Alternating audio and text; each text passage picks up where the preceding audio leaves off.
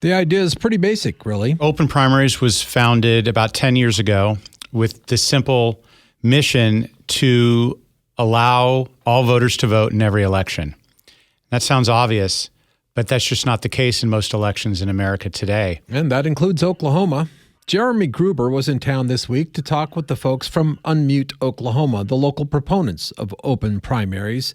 He's with openprimaries.org. In Oklahoma, where 20% of voters are registered independent, they're shut out of the primaries. And voters in the two major parties are confined to their lanes. They're kept apart.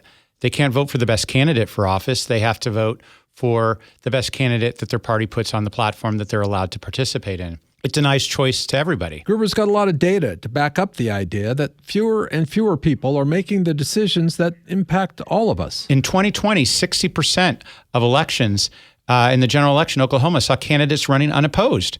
60%. So you vote in the ballot box in November, 6 out of 10 times there's one person on the ballot. Only 7% of elections were actually competitive. The primary is the election that matters in Oklahoma and in many states in this country. Local attorney Margaret Kobos tells me she's not normally politically active, but when she sees a problem, she wants to fix it. So she joined Unmute Oklahoma. The obvious way to improve voter participation and to send a legitimate message that everybody matters is to make everybody matter.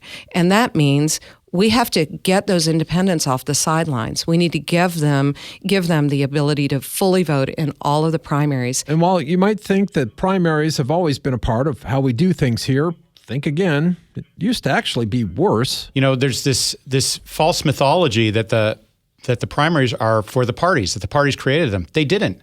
The parties fought primaries for years in the state of Oklahoma. Primaries were created because voters used to only be able to have a vote when the general election came around. Candidates were chosen by party bosses and special interests in those infamous smoke-filled rooms. So the voters of Oklahoma created primaries so the voters of Oklahoma could have a say in who the candidates were and make sure that they actually were accountable to them. But over the years, Gruber says, the parties wrested control of the system back into their hands. Well, it's our primaries, not the people's primaries. It's our primaries. So we're going to decide who can and can't participate, and then we're going to decide who our candidates are, and we're going to let the people. Sure, that we'll let some people in, but not other people.